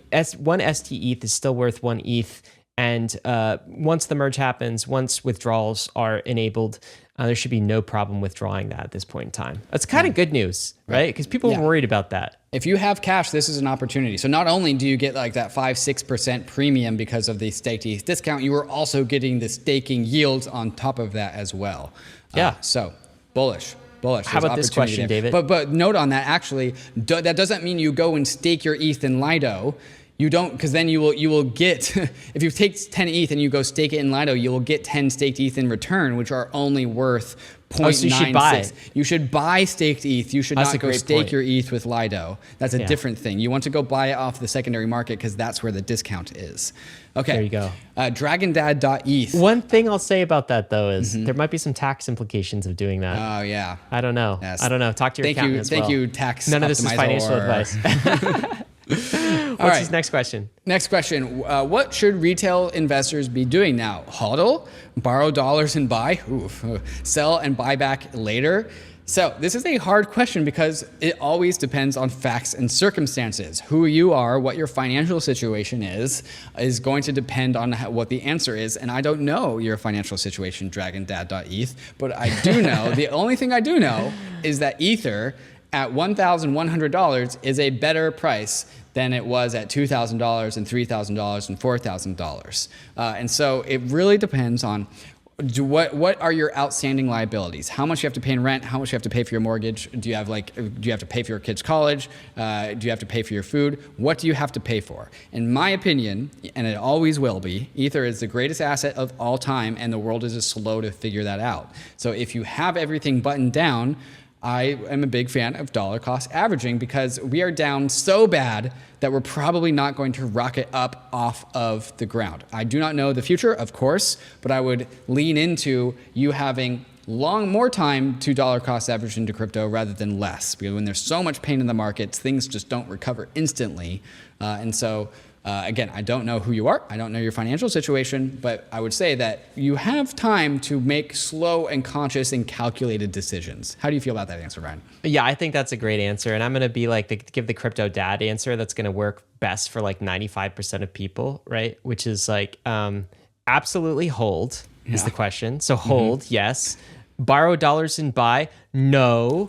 Do not do that. There are people that the answer of borrow dollars and buy, the answer to that question is yes, but it's not to the people that ask the question. It's people that know the already answer. Just margin is just like, look at experienced 3 Arrows Capital, the best crypto fund managers, hedge fund managers, they just got liquidated because of margin. All right. So borrow dollars and buy. No, 95% of people, if you're listening to this, you're probably one of them. Sell and buy back in later. Also a no. That makes you a trader. Are you a trader or are you just, an investor? You got it. We've said this before. You got to pick your character class. And as we were talking about at the top of the episode, right? So like if you're in the acceptance phase, you're going to be tempted to trade these dips, the ups and the downs. I think a lot of people will lose a lot of money doing that. You're better off dollar cost averaging in, holding what you have at this point in time. None of this is financial advice, just our personal takes on it. This kind of thing probably works for the vast majority of Bankless listeners. All right, David, let's get to some takes of the week. This is a hot identity take from none other than Vitalik. He's talking all about identity now, right. since he's come on the Bankless podcast, and this is a really interesting take. What does he say? Yeah, he goes, please stop using real name to refer to your passport name. Your government doesn't get to define you who you really are. If you use a different name in most day-to-day interactions, that is your real name. Passport name, legal name, slave name, to be edgy, are all fine. And so basically he's just saying like, yeah, your government doesn't dictate what your name is, you dictate what your name is. Now, wow. I so happen to have the same name that I have on my passport, but if the government told me that my name was different, I would reject that. And that's basically what Vitalik here is saying. Yeah, I think that's a really interesting take. It just, I think it brings to light how much we are like we are in the water we swim and we don't even recognize there's water around us, right? Like, what is our name? Oh, that's the state issue. It's the thing on my birth certificate. It's the state issue. It's also the name that your parents gave you most of the time. Most of the time. True. But let's say the state changed my name, but my parents didn't, right? And I didn't decide to. Then what is actually my name? A lot of us would default, well, my real name is whatever it says on the birth certificate. Is that your real name? Wow, the nation state and our institutions have a lot of hidden force exertion on how they're controlling us. And this does bring up a new avenue for decentralized identity. Who are you as a person? Well, maybe it's about who you decide to be. Maybe it's about like what your like consent, and also the consent of your community. And maybe it doesn't have to be top-down nation state pushed down to you. Anyway, just opening that up as an avenue of thought. What is the source of truth of your name? Is it the nation state? Because right now we are that is the actual source of truth. That is the paradigm. In a decentralized identity paradigm, it's whatever you put down. Exactly right. Right. Okay, so here are some related takes as well. And this is kind of the silver lining of the bear market that we've seen so far. And that's DeFi didn't break, David. This is the first take on that silver lining from you. What are you saying here? Yeah, I say, take note, everything breaking right now is centralized. Meanwhile, DeFi is orderly and efficient. DeFi, not CeFi. Like I said at the beginning, this is like one of the best tests of DeFi of all time. Billions of dollars getting liquidated. Gas fees were not that crazy. Gas fees were pretty reasonable. Everything got liquidated extremely efficiently, except for all the CeFi companies. So if you're CeFi, you're down bad. DeFi is down bad too, but at least DeFi is orderly and efficient. And it's the mandate of the SEC to have orderly and efficient markets. And so, doing your job, SEC. We took care of it. Like, we don't need you anymore. Well, I do think that's not true. We do need you in some instances. We need you where things are centralized, right? Yes, and I think DeFi can be your best friend if you are a regulator, because you get to right-click, view source. What are what are the assets? What are they composed of? This is my take on the same theme. 2 words Celsius and Luna had in common: trust me. Right. Trust. For those that don't follow me on Twitter because they're not on Twitter, Ryan, can you tell them what my Twitter handle is? David is at Trustless State. Give that a follow, okay? It's a great account. Tweets some good things sometimes here or there. Sometimes but not. Okay, Trustless State. What did that come from? And I always wonder, David, I've never asked you this. I get the trustless part, right? It's obviously decentralized, it's just the opposite of trust. Trust me, it's trustless, no trust required. The state part. Are you talking about the state machine? Or are you talking about like nation state? Or is the answer to that question yes? That's what you're about to tell me. The answer is yes, brother. And did you plan that? 100% I did, yes. Well done, then. The state of being trustlessness and the nation state in the clouds is created out of a trustless paradigm. I created that Twitter handle in like 2018 when I barely understood crypto, and I'm actually I'm super proud of that understanding of like very early in my crypto career. Look, man, here I am with my Twitter handle. It's just my slave name, my nation state slave name, Ryan S. Adams. You got to get your metaverse name, brother. I know. I got to come up with that. All right, what's this last take on the same theme? Yeah, this last take is coming from the Twitter handle, which I'm not going to even try to pronounce, who says, on-chain transparency is the biggest winner during the UST, that's Terra, Celsius, 3 Arrows Capital meltdowns. The parts we understand best are because of the blockchain data, and it gives incredibly valuable information to the market. TradFi will never have this. Neener, TradFi, you will never get this. You will never get this. No, you won't. But come on over. We'll hire you. We'll help you out a little bit. And the bear market's a good time to come over, even though you probably won't be listening to this during the bear market. David, in all of this entire episode has been a bear market episode.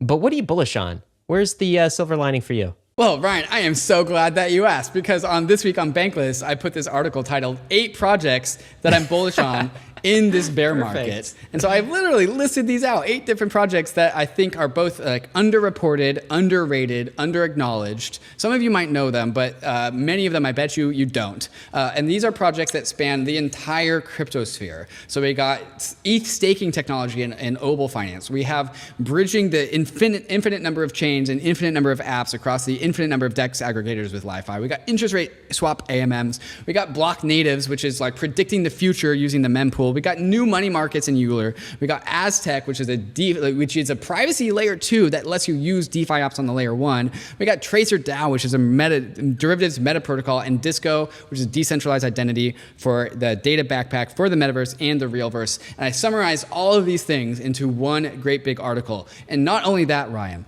I put in further resources for diving down the rabbit hole of every single one. If these have jobs, I put links to the jobs that they are hiring. And I also put the win conditions for how each one of these projects can win and claim market share and mind share in the future. And so is this what you wish someone did for you last bear market? 100%, dude. All of the stubs, like took the notes and were like, hey, go here, check this out. Right. This is literally 8 different rabbit holes from across the crypto space. DeFi apps, layer 2s, cross-chain money markets, non-crypto stuff at all. And so, yes, and the thing is, okay, disclaimer, I'm an investor in all of these. Pretty sure Ryan is too. But this is also why I know they're not going to rug me, and they're not going to rug my readers or listeners who want trusted rabbit holes to go down. And so you can go down this rabbit hole with trusting there's not a trap at the bottom. Wait, I thought you were trustless state. We have to. Who are we trusting here? Do you know what's cool about this though? All these things, when you say rabbit hole, you're not just talking about the project itself. You're talking about all of these are completely different categories. Right? Bridges are going to be huge. So learn about Li-Fi, but then learn about Hop, learn about all of the other bridging protocols. And actually Li-Fi is an aggregator on top of that. So it's even another category. Right. Tracer, this is on like ARBITRUM, other layer 2s. And it's a new spin on derivatives, like permissionless derivatives. Obol, this is a shared secret validator type technology. It's going to help our protocols. So cool. Like each of these are categories of rabbit holes that you can go down that are like typified by these projects, but open up a new door for you to like new areas, new other projects to explore, new areas in like the crypto space that you didn't already know. That's what's so cool about this. Yeah, and I had a ton of fun writing this piece. I actually put out a tweet saying, hey, if you think there are other rabbit holes to go down, let me know. I'll go and research that project. I think I'm going to turn this into a semi-reoccurring, irregular, because I can't make promises, but I'll keep on doing stuff like this because rabbit holes are fun. And Ryan, we are in a build market, and for the crypto newbies who are trying to gain conviction, for them, we are in a research and development market, and hopefully resources like this can help those people gain the conviction that we have, Ryan. Absolutely. Ryan, what are you excited about? Look, man, I'm excited because we're going to make it. Notice I didn't say we're all going to make it because some people will quit. Like the tourists leave, settlers what stay. Happens. Yep. So I've never we're all going to make it is a nice thing to say, but the reality is like some of us will make it. Those that do are here because they have conviction. But like what I really mean is this feels a lot different than 2018 to me. Some people, that's the number one question people ask of like those that were around in the last bear cycle is like, oh, is this 2018? How does this feel? How does this compare to that? And here's the difference. In 2018, we didn't have product market fit in crypto or DeFi. DeFi was actually nothing at that time. We had like Maker, maybe. It kind of worked. We weren't sure though. Only in the second half, only on a downtrend, yeah. Yeah, we barely had NFTs, right? No one was actually like using these. We had CryptoKitties and that wrecked the entire chain. Ethereum had no path to scalability or staking. There were ideas like plasma, state channels, no real path. Staking was distant. We didn't know how distant at the time, but like there was no pending merge that was actually going to happen with a beacon chain that was live. In 2022, we have all of this. The difference here is we've been punched down by macro and self-inflicted leverage wounds. That's what you saw. Celsius. I don't feel self-inflicted leverage wounds from 3 Arrows Capital, by the way, just for the record. I feel like they inflicted that upon me. Well, okay, so maybe they inflicted that on themselves, and like you're getting like, I don't know, the collateral backdraft damage, of that, the collateral damage of that. So in 2018, I was fearful, and you know why I was fearful, David? Because I wasn't actually sure we were going to make it at that time, because we didn't have the hardest thing, which is like product market fit. We had ICO, were people going to come back after like these ICO things? And so I was a lot more fearful then. I'm not now, because now this is just a matter of macro. This is just a matter of like self-inflicted leverage wounds that they'll take some time to heal, but they will heal. Like we have product market fit now, and I'm not concerned in the same way I was in 2018. In fact, I'm like bullish going into this bear market. So it's a totally different vibe and a totally different feel, at least for me. I don't know if you feel some of that, but. Yeah, you know, as a result of this tweet, Ryan, I think I'll stick around for the bear market. I convinced you? I think I'll stick around. Awesome, man. Well, let's see this again. I'll see what happens on the other side. Well, let's see this again. What do we got? Memes of the week. What are we looking at? Memes of the week. This is life comes at you pretty fast, and this is the man triggering a dominoes within the dominoes get bigger and bigger and bigger, right? And so the first domino is a bat in China. And then the middle domino is, I'm worth $100 million. And then the last domino is, I'm homeless. And you know, good memes package up data pretty damn well. And this, what I hear is a bunch of whiplash. This is what I'll say back when we did our bear market emergency live stream. I blame the Fed for just whiplashing this market around, like spraying money everywhere, say, hey, free money, like don't worry about the pandemic, we're giving you free money. And then they raise interest rates, like give that money back. And everyone was like, I spent it all. And so like I blame the Fed. And so yeah, if you are homeless, sorry if you're homeless, blame the Fed. This meme encapsulates the three segments here. We had COVID, we had like meme stocks, money doesn't mean anything anymore, and now we're moving into like recession. Hopefully not something worse. We just we sped run that so fast. Look, here's another GIF. That's we'll end with this one, the meme of the week. This is about transitory inflation. What are we looking at, David? Yeah, and so this is a bunch of people. I think this must be like, I don't know, the Swips Alice or something. They're speaking English. Also, the sound on this is really scary, which is why we're not playing it. But you can definitely tell that all these people are looking at something over the mountain. They look like they're at a ski resort. And then you see the snow coming in. It's like, oh, wow, there's an avalanche happening over there on that mountain over there. And so they're all looking at this avalanche. And then they all at the same time realize that they are about to get blasted by this avalanche because it's coming for them. And it took them like a really long time to realize that they were about to get blasted by this avalanche. And so the caption is that inflation? And then, yes, and it's transitory. We won't even notice. And then in the last frame, they are just completely blasted by snow. Yeah, that's kind of how it felt. Like we got blasted by an entire avalanche. Inflation not so transitory. Guys, we're going to get through this. This has been our bear market episode. Hopefully the worst down bad week of the year. But as always, got to end with this. None of this has been financial advice. Of course, Bitcoin and ETH are risky. As we've said before, you could lose what you put in, but we are headed west. This is the frontier. We're glad it's not for everyone, but we're glad you're with us on the Bankless journey. Thanks a lot.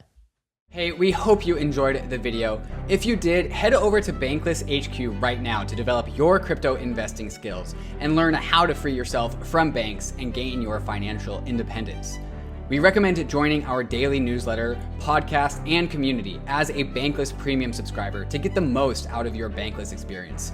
You'll get access to our market analysis, our alpha leaks, and exclusive content, and even the Bankless token for airdrops, raffles, and unlocks. If you're interested in crypto, the Bankless community is where you want to be. Click the link in the description to become a Bankless Premium subscriber today. Also, don't forget to subscribe to the channel for in-depth interviews with industry leaders, Ask Me Anythings, and weekly roll-ups where we summarize the week in crypto and other fantastic content. Thanks everyone for watching and being on the journey as we build out the Bankless Nation.